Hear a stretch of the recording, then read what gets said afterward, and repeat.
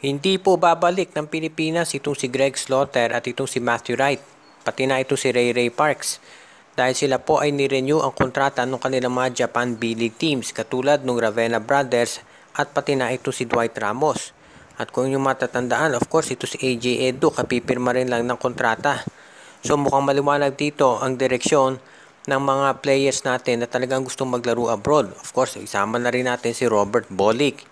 Ibig nito talaga sabihin na matindi rin ang demand sa mga players natin na maglaro sa Japan at sa iba't ibang liga dahil syempre alam natin mahusay yung mga players natin at alam din yan ng Japan, Taiwan at ng iba pang mga leagues dito.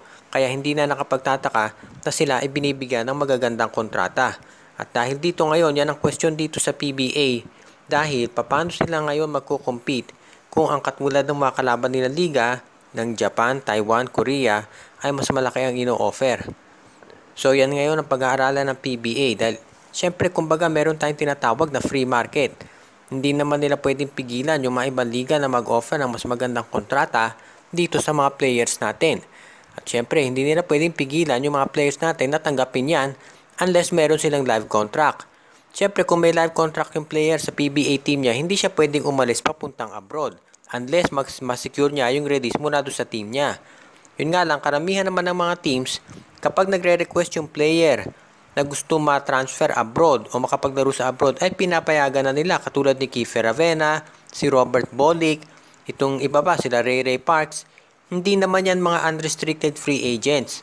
Pero pinakawalan din ng kanilang mga PBA teams dahil syempre, bakit mo nga naman pipigilan yung player na gusto na maglaro sa ibayong dagat para naman umunlad lalo yung buhay nila at yung pamilya. So iyan ngayon ang malaking problema na kinakaharap ng PBA sa ngayon. Mukhang lalaki yung trade nitong San Miguel Beer at ng Terra Firma. Dahil ngayon mukhang ang balita baka sabay kunin ng SMB itong si Wami Tiongson at itong si Isaac Go. At ang magiging kapalit ay itong si Chris Ross at si Vic Manuel. Ito ang pinag-aaralan ngayon ng management at kung iyan ay mangyari, masasabi natin talaga na medyo malaki yung pagbabago na mangyayari sa SMB. Siyempre si Chris Ross, alam natin napakatagal na niyan sa SMB at napakaraming kampyonato na ang naibigay niyan para sa Beermen. At of course marami rin ang makakaalala doon sa tandem nila ni Alex Cabagno talaga doon sa backcourt. At ngayon ito si Chris Ross, ang balita ay baka siya naman ang matrade. Malakas sa depensa si Ross pero yung talagang opensa niya medyo nagkukulang at hindi na kasing consistent nung dati.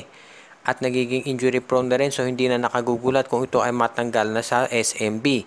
Yan ngayon ang kailangan din natin tignan dito sa San Miguel Beer dahil syempre nakikita nila ang naging resulta sa Barangay Ginebra nung nagdagdag ng mga batang players katulad nitong si Jeremiah Gray at Jamie Malonzo at ngayon ang San Miguel Beer naman tinitignan ito si Isaac Go at itong si Wami Tiongson. Actually ang unang tinitignan ng San Miguel dati ito si Joshua Monson pero nga dahil hindi na maganda naging performance nito ay mukhang kumbagay out of favor na siya sa San Miguel Beer ngayon at mukhang baka ibang teams na ang bagsakan nito. Sa ngayon kailangan din natin ikonsidera na ang San Miguel Beer ay tinitignan din yung iba pang posibilidad para lalong mapatlakas yung kanilang lineup. Pero as it is, mukhang okay naman daw at ang babaguhin lang ay dadagdag itong si Chongson at itong si Isaac Go. Ang tanong na lamang ay kung papayag yung ibang nasa management. Napakawalan pareho itong si Vic Manuel at itong si Chris Ross. Ito si Chris Ross mukhang mas madali daw bitawan pero ito si Vic Manuel mukhang meron pa rin mana sa management na naniniwala na ito ay malaki ang maiitulong dito sa San Miguel Beer kaya medyo natatagaran yung trade. Samantala naman itong Barangay Ginebra ay mukhang tinitignan kung sino-sinong mga teams ang interested na makuha ang serbisyo nitong si Sydney Onmubere. Medyo in demand ngayon ito dahil gumaganda performance niya dito sa PBA on Tour. Kumpara dito sa iba nilang players katulad ni Bon Pesumal at si Aljon Mariano na hindi pa rin masyadong maganda pinapakita kahit mas marami silang nakukuhang minuto ngayon. At itong si Sydney Onmubere ayon sa balita ay fully recovered na mula sa kanyang injury at lumalabas na yung laro niya dating na ipapakita niya nung siya ay nandun pa sa Northport Patang Pier. Kaya hindi na nakagugulat na maganda talaga ang nagiging resulta nito para kay Sydney. So sa ngayon ang tanong ng karamihan ay kung ano ang gagawin ditong Barangay Ginebra dito kay Sydney Onmubere. Kung siya ba ay transfer nila sa ibang team o bibigyan na lang ng playing time. Siguro depende sa magiging offer. Ang tanong ng karamihan kung ito ba si Sydney Onmubere ay mapupunta for example sa Northport ulit. ibabalik siya doon o di kaya sa Terra Firma. Kasi maganda na pinapakita, baka makakuha ng draft pick ang Barangay Ginebra kapalit nitong si Sidney Onbubere. At kung isasama nila si Bon Pesumal, baka mas magandang deal pa ang makuha nila. Yan ngayon ang pinag-aaralan nitong Barangay Ginebra. Pero may posibilidad din na baka nga ito si Onbubere ay manatili na lang sa Gene Kings at bibigyan na lang ng playing time ni Coach Tim Cone. Pero syempre medyo mahirap yan dahil loaded na yung kanilang wings dahil nandyan si Jamie Malonzo, si Japet Aguilar, naglalaro din niya ng power forward, and of course si Jeremiah Gray. So yan ngayon ang kailangan tignan natin dito sa Barangay Ginebra. At of course, kinakailangan din natin ikonsidera yung iba pang players ng Barangay Ginebra na pwedeng matrade katulad nitong si Jared Dillinger at itong si Jason David, yung kanilang rookie na binigyan ng kontrata. Kaya sa ngayon, kailangan muna natin pantayan yung mga moves na gagawin ng Barangay Ginebra tungkol dito sa mga nabanggit na players na posibleng mailagay sa trading block sa lalong madaling panahon. Samantala naman dito sa panig ng Magnolia Chicken Templados, lalo na bumibilib itong si Coach Chito Victolero dito sa laro ni Abu Tratter at ni David Morel, lalo na kung paano sila mag-gel dito sa kanilang mga teammates.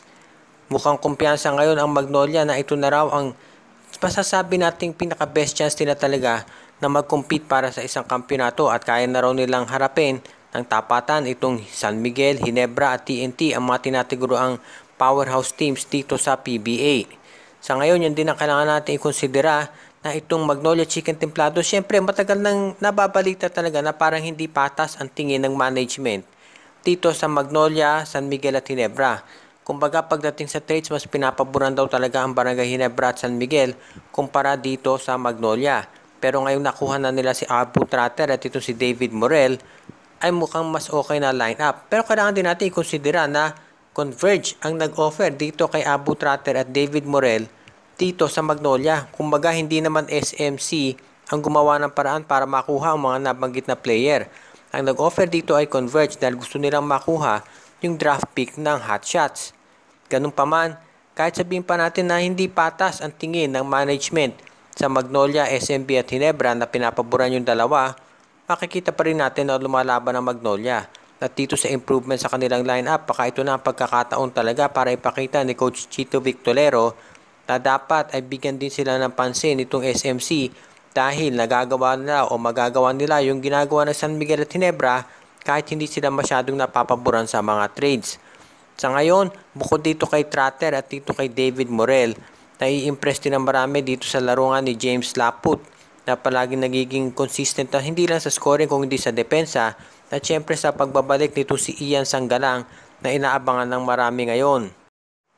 Shout out kay Frank Angelo Padilla, Noel Corpus, Princess Yumi Corpus, Girly Baduria, Totoy Mamon, Rosemary Ginelo, Margo at Gabriel Ugteyang, Edia Garcia, Chocoy San Pedro, Alexis Teterala, John Mark Cantos. Binabati din natin si RG Bueno at Dalina family, Myron Almosa at Balyete family, Anthony Alon, si John Ray at Jordan D. Malanta at Sid Maria, si Marshall at Adrian Carengal family, kabilang si Jeff Hardy, si Baby Hana, si Baby Chantel, Kuya Ian, Bunog, Chuchay, si Jack, Mayumi, Jasmine, Nicole at si Ate Marie. Nagpapabati din ang ating mga regular listeners na sila OG, Len, Gio at Gia Santillana, at Tagle family, Dion Mercado, Brian Andres, Joseph Pineda, John Patrick Abrea, at gusto na rin natin isama sa ating greetings yung ating regular listener na si Kagawad Katsakino Dukusin, si Reden, Elena, Laila at Bonbon Lansang, si Enrico at si Presi Angsioko, ang Ireneo Salangsang family, Joshua Giray, Rosales at Espejo family, si Edwin Carmona Jr., at pati na rin si Donel Santiago, Jason Mendoza, Dexter Domer, Quintos Lucanas, Enju, si Judy Villarosa, si Edwina, ang kanyang misis, at mga anak na sila Shaina, Carl, Jaira, at Jonah. At gusto rin natin batiin si Ronald Berbosidad, Michael D., Rico Olarte, Andrew Anyosa, JJ Sibum, Admond de Guzman, at Celino Valles at Jonel Alagon family.